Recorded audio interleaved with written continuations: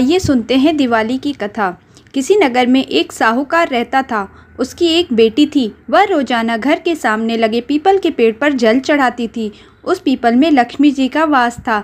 एक दिन उसी पीपल के पेड़ से लक्ष्मी जी प्रकट हो गईं और साहूकार की बेटी से बोली, मैं तुझसे बहुत प्रसन्न हूँ, इसलिए मैं तुझे अपनी सहेली बनाना चाहती हूँ।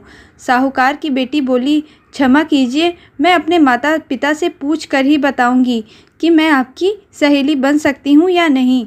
उसने घर आकर अपने माता पिता से सारी बातें बताईं। आप माँ पिताजी, मैं जिस पीपल के पेड़ पे जल चढ़ाती हूँ उसी पेड़ से एक देवी जैसी स्त्री प्रकट हुई और उन्होंने मुझसे कहा कि वे मुझे अपनी सहेली बनाना चाहती हैं। मैं क्या उत्तर दूँ? तब उसके माता पिता ने उसे कहा, बेटी, पीपल के वृक्ष में तो माता लक्ष्मी का वास होता है, वे ही तुझे अपनी सहेली बनाना चाहती हैं। तू जाके कह देना कि हाँ, तू उनकी सहेली बनने के लिए तैयार है। अगली बार बेटी जब पीपल के वृक्ष में जल चढ़ाने गई तब उसने उस देवी से सहेली बनना स्वीकार कर लिया और इस प्रकार वह देवी लक्ष्मी की सहेली हो गई। लक्ष्मी जी उस साहूकार की पुत्री से बहुत प्रेम करती थीं और वह साहूकार की पुत्री भी उनसे बहुत अधिक प्रेम करती थी। एक दिन लक्ष्मी जी ने अपनी सहेली साहूकार की पुत्री को भोजन के लिए बुलावा दिया।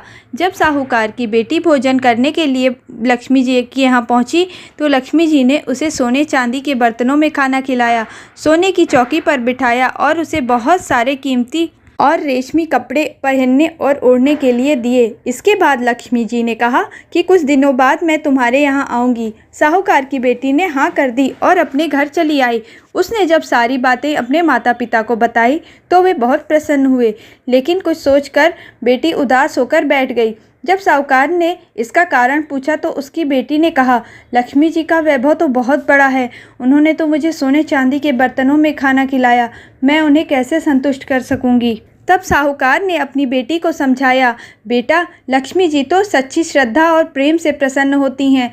तुम अपने घर की ज़मीन को अच्छी तरह से लीपना पोतना और घर की सफाई करना, पूरा घर स्वच्छ करके अपनी पूरी श्रद्धा से जो भी तुमसे बन पड़े वह भोजन बनाना और उसे अत्यंत श्रद्धा और प्रेम से लक्ष्मी जी को खिला देना। पिता बात पूरी ही करने वाले थे कि कहीं से एक चील उड़ती हुई आई और बेशकीमती नौलखा हार साहूकार के आंगन में गिराकर चली गई। यह देखकर साहूकार की बेटी बहुत खुश हो गई। उसने पिता की बात मानी और घर को बहुत सुंदर तरीके से स्वच्छ करके सजाया, जमीन की साफ सफाई, लिपाई पुताई की। फिर उसने सुंदर रंगोली आदि बनाई और दीवारों पर भी लेपन करके सुंदर चित्र बनाए। अपने घर को खूब सुंदर तरीके से दीपकों से सजाया और खूब रोशनी की। चील ने जो हार उनके घर में गिराया था उसे बेचकर लक्ष्मी जी के लिए अच्छे भोजन का इंतजाम किया। उन्होंने सोने की चौकी और रेशमी दुशाला खरीदा। जब लक्ष्मी जी आई तो साहूकार की बेटी ने उन्हें सोने की चौकी पर बैठने को कहा। इस पर लक्ष्मी जी ने कहा, इस पर तो राजा रानी बैठते हैं। इतना कहकर वह साफ जमीन पर ही आसन बिछाकर बैठ गईं और साहूकार की पुत्री के द्वारा प्रेम से बने हुए भोजन को बहुत ही प्रेम से ग्रहण किया। वह साहूकार के परिवार के आदर सत्कार से बहुत खुश हुई और उनका घर सुख संपत्ति से भर गया। हे लक्ष्मी माता, जिस तरह आपने साहूकार के परिवार पर अपनी कृपा बरसाई, उसी तरह हम सबके घरों में सुख संपत्ति, शांति और प्रेम का आशीर्वाद देना। आइए सुनते हैं दीपावली की एक अन्य कथा, जिससे पता चलता है कि हमें संध्या के पश्चात अपने घर में अंधकार कभी नहीं रखना चाहिए और एक न एक दीपक या रोशनी जरूर जलती रहने देनी चाहिए। एक बार कार्तिक मास की अमावस्या को लक्ष्मी जी भ्रमण पर निकलीं। चारों ओर अंधकार व्याप्त था। वे रास्ता भूल गईं। उन्होंने निश्चय किया कि रात्रि वे मृत्युलोक में गुजार लेंगी और सूर्योदय के पश्चात बैकुंठ धाम को लौट जाएंगी। किंतु उन्होंने पाया कि सभी लोग अपने अपने घरों के दरवाजे बंद करके सो रहे हैं और उस अमावस की रात में घरों में घोर अंधकार छाया हुआ है। तभी उसी अंधकार के साम्राज्य में उन्हें एक जगह थोड़ी सी रोशनी टिमटिमाती नजर आई। वह उस प्रकाश की तरफ चल दी। वहां पहुंचकर उन्होंने देखा एक छोटे से मकान में एक बुढ़िया माता चरखा काट रही है और उससे धागा बना रही है और उसी के पास एक दीपक टिमटिमा रहा है। बुढ़िया माता को जगा हुआ देखकर माता लक्ष्मी वहां गईं और बुढ़िया माता से अपने रुकने के लिए आज्ञा मांगी। तब उन बुढ़िया माता ने लक्ष्मी माँ को घर में रुकने की आज्ञा दे दी और एक बिस्तर उन्हें उपलब्ध करा लिया और वे फिर से चरखा काटने बैठ गईं। माता लक्ष्मी ने उन्हीं बुढ़िया माता के घर में रात गुजारी और इधर बुढ़िया माता चरखा काटते काटते रात अधिक हो जाने की वजह से वहीं पर सो गईं। अगले दिन सुबह सुबह जब बुढ़िया माता की आंख खुली तो उन्होंने देखा कि उनके घर पे आई हुई जो महिला अतिथि थी वे पहले ही जा चुकी हैं और बुढ़िया के उस झोपड़े के स्थान पर वहाँ एक सुंदर सा महल खड़ा है और उसमें चारों तरफ रत्न जवाहरात और अन्न धान्य के भंडार भरे हुए हैं। माता लक्ष्मी जैसे उस बुढ़िया माई पर प्रसन्न हुई उसी प्रकार हम सभी भक्तों पर भी प्रसन्न हों। और तभी से कार्तिक अमावस्या की रात को दिए जलाने की परंपरा निकल पड़ी। लोग द्वार खोलकर लक्ष्मी देवी के आगमन की प्रतीक्षा करने लगे। दिवाली मनाने की एक और कथा के अनुसार नरकासुर नाम का एक राक्षस था। उसने अपनी बलशाली शक्तियों से देवताओं तथा मनुष्यों की नाक में दम कर रखा था। उसने बहुत सारे लोगों और साधु संतों की बहुत सारी कन्याओं को बंदी बना के रखा था जिनसे वह जबरदस्ती विवाह करना चाहता था। इन कन्याओं की संख्या 16,100 थी जिन्हें नरकासुर ने अपने बंदी गृह में बंदी बनाकर रखा था। नरकासुर के अत्याचारों से परेशान होकर और उसके बढ़ते हुए आतंक को रोकने के लिए सभी देवता इंद्र सहित भगवान श्री कृष्ण के पास पहुँचे और उनसे अपनी व्यथा कही। तब भगवान श्री कृष्ण ने उन्हें आश्वासन दिया कि वे जल्दी ही नरकासुर का अंत करके उन्हें इस मुसीबत से छुटकारा दिला देंगे। उसी नरकासुर का वध करने के पश्चात जब भगवान श्री कृष्ण द्वारिका पहुंचे तो नरकासुर के मरने की खुशी में लोगों ने बहुत दिए जलाकर नगर को सजाया और दिवाली मनाई। और शास्त्रों में वर्णित एक प्राचीन कथा के अनुसार राजा बलि का वर्चस्व तीनों लोकों में फैला हुआ था। राजा बलि न सिर्फ महान योद्धा थे बल्कि एक दानवीर भी थे। इसके चलते तीनों लोकों में राजा बलि की चर्चा होती थी। इसी दौरान राजा बलि ने स्वर्ग पर आक्रमण किया और इंद्रदेव को पद से हटा दिया। सत्ता छीनने के बाद स्वर्ग नरेश इंद्रदेव भटकने लगे। उस समय इंद्र की माँ अदिति जगत के पालनहार भगवान विष्णु के पास पहुंची और अपनी आप बीती सुनाई।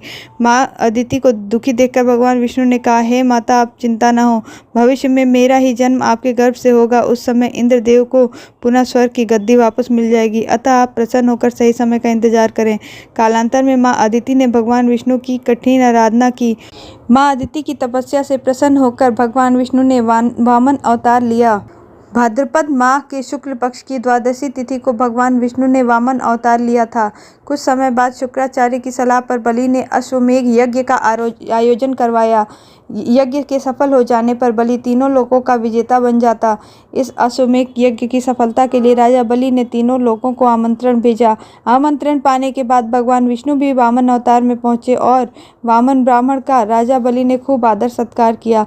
जब वामन देवता ने लौटने की इच्छा जताई तब राजा बलि ने उन्हें दान देना चाहा। वामन देव ने दान लेने से मना किया। इसके बाद जब दोबारा राजा बलि ने दान देने की बात की तब वामन देव ने 3 पग भूमि मांगी। यह सुनकर राजा बलि ने कहा, 3 पग भूमि में क्या होगा?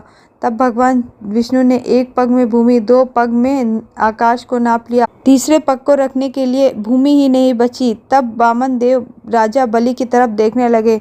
तब राजा बलि समझ गए कि यह वामन कोई साधारण मनुष्य नहीं है, वरन यह मेरे ही प्रभु नारायण का अवतार है। यह सोचकर राजा बलि ने अपना शीश भगवान विष्णु के सामने झुका दिया। तब वामन भगवान ने अपना एक चरण राजा बलि के शीश पर रखकर उन्हें पाताल में उतार दिया और भगवान विष्णु अपने असली रूप में आ गए। तब राजा बलि ने अपने आराध्य विष्णु जी को देखकर उनकी स्तुति की। भगवान विष्णु राजा बलि की भक्ति से बहुत प्रसन्न हुए। ऐसी परिस्थिति में भी राजा बलि ने अपनी भक्ति को नहीं छोड़ा। तब भगवान विष्णु ने उनसे कोई एक वरदान मांग लेने के लिए कहा। तब राजा बलि ने भगवान विष्णु को कहा, अगर आप मुझ पर प्रसन्न हैं तो आप यहीं मेरे साथ रुक जाइए। त्रिलोकी का राज्य तो मुझसे छिन ही गया है, यह पाताल भी मुझसे ना छिन जाए, इसलिए आप यहाँ पर रहकर मेरी रक्षा कीजिए। भगवान विष्णु ने राजा बलि के वरदान को स्वीकार कर लिया और इंद्रदेव को स्वर्ग का सिंहासन वापस मिल गया। उधर भगवान विष्णु के वैकुंठ न लौटने पर माता लक्ष्मी बहुत परेशान हो गई। जब माता लक्ष्मी को भगवान विष्णु के पाताल लोक में रहने की बात पता चली तो माँ लक्ष्मी रक्षा सूत्र लेकर पाताल लोक गईं। वहाँ राजा बलि को रक्षा सूत्र बांधकर अपना भाई बना लिया और इससे प्रसन्न होकर राजा बलि ने माता लक्ष्मी से वर मांगने को कहा। तब माँ लक्ष्मी ने भगवान विष्णु को पाताल लोक से मुक्त करने का वरदान मांगा, जिससे राजा बलि ने स्वीकार कर लिया। लेकिन भगवान विष्णु के बैकुंठ लौटने से पहले राजा बलि ने भगवान विष्णु से अपनी बहन लक्ष्मी के लिए एक और वरदान मांगा। इस वरदान में राजा बलि ने श्री हरि से श्रावण मास की पूर्णिमा से लेकर धनतेरस तक पाताल में रुकने का अनुरोध किया। भगवान विष्णु ने राजा बलि की विनती को स्वीकार कर लिया। इसके बाद जब भगवान विष्णु और माता लक्ष्मी धनतेरस में बैकुंठ लौटे तो दीपों का पर्व दीपावली मनाया गया। ऐसा कहा जाता है राजा बलि ने धनतेरस से लेकर दिवाली तक लक्ष्मी जी की पूजा करने का भी वरदान मांगा था। तब से धनतेरस से लेकर दिवाली तक लक्ष्मी पूजन की परंपरा लगातार चली आ रही है। तो ये थी दिवाली पूजन की कथाएं। इन्हें दिवाली पर अवश्य सुनें और जानें दिवाली क्यों मनाई जाती है। सभी को दीपावली की शुभकामनाएं। हरे कृष्णा, श्री राधे।